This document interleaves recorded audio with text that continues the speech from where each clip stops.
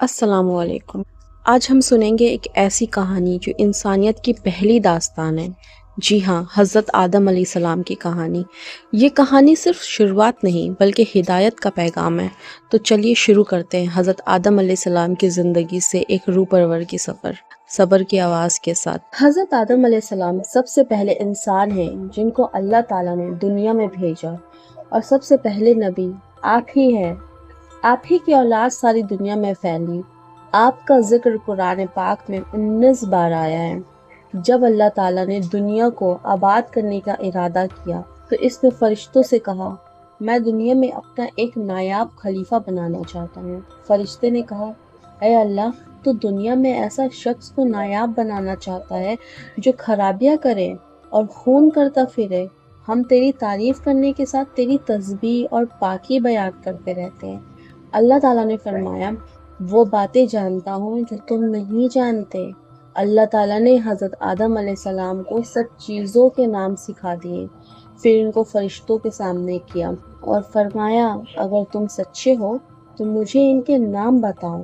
انہوں نے کہا کہ تو پاک ہے، جتنا علم تو نے ہم کو بخشا ہے اس کے سوا ہم کو کچھ نہیں معلوم۔ پھر اللہ تعالیٰ نے فرشتوں کو حکم دیا کہ تم آدم علیہ السلام کو سجدہ کرو، تو وہ سب سجدے میں گر پڑے، مگر شیطان نے سجدہ نہیں کیا۔ اس کا ذکر پہلے بھی آیا ہے۔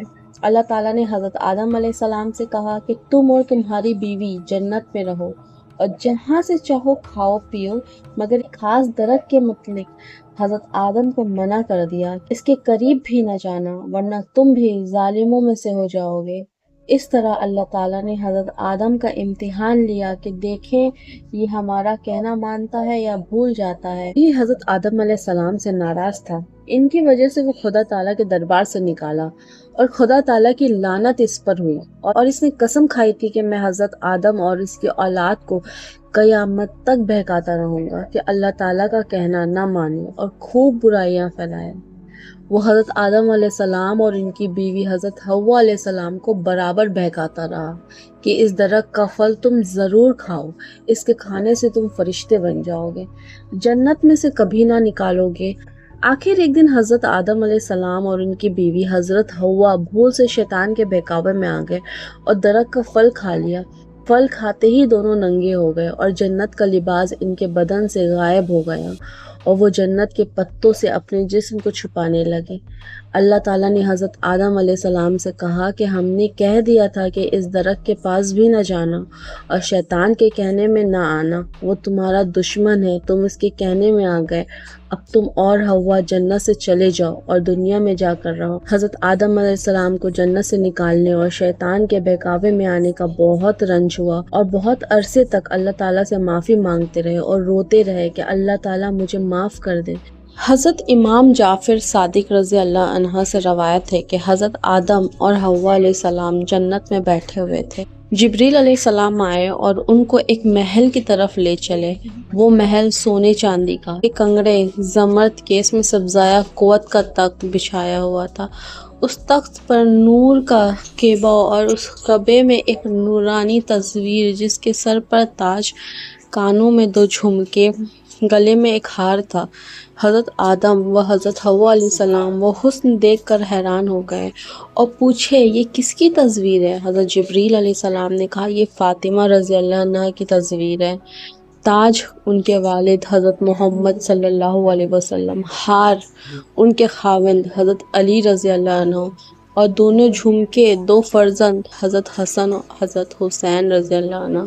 حضرت آدم علیہ السلام نے سر اٹھا کر جو دیکھا تو نور سے یہ لکھا تھا، یا محمد، میرا نام محمود ہے، یہ محمد صلی اللہ علیہ وسلم ہے، میں اعلیٰ ہوں، یہ علی رضی اللہ عنہ ہے، میں فاطر ہوں، یہ فاطمہ رضی اللہ عنہ ہے، میں محسن ہوں، یہ حسن اور حسین رضی اللہ عنہ ہے۔ جبریل علیہ السلام فرمائے، آدم، آپ ان ناموں کو یاد کر لیجئے، ایک روز ان ناموں سے کام پڑے گا۔ جب آدم علیہ السلام زمین پر اتارے گئے اور 300 سال تک روتے رہے، انہیں اس وقت یاد آیا، فرمائے، اے رب، اے محمود، محمد کے صدقے سے، اے اعلیٰ، علی کے طفیل سے، اے فاطر، فاطمہ کے لیے، اے محسن حسن اور حسین کے واسطے میرا یہ قصور معاف فرما دیجیے۔ حکم ہوا آدم ہم نے تمہارا قصور معاف کر دیا ہے۔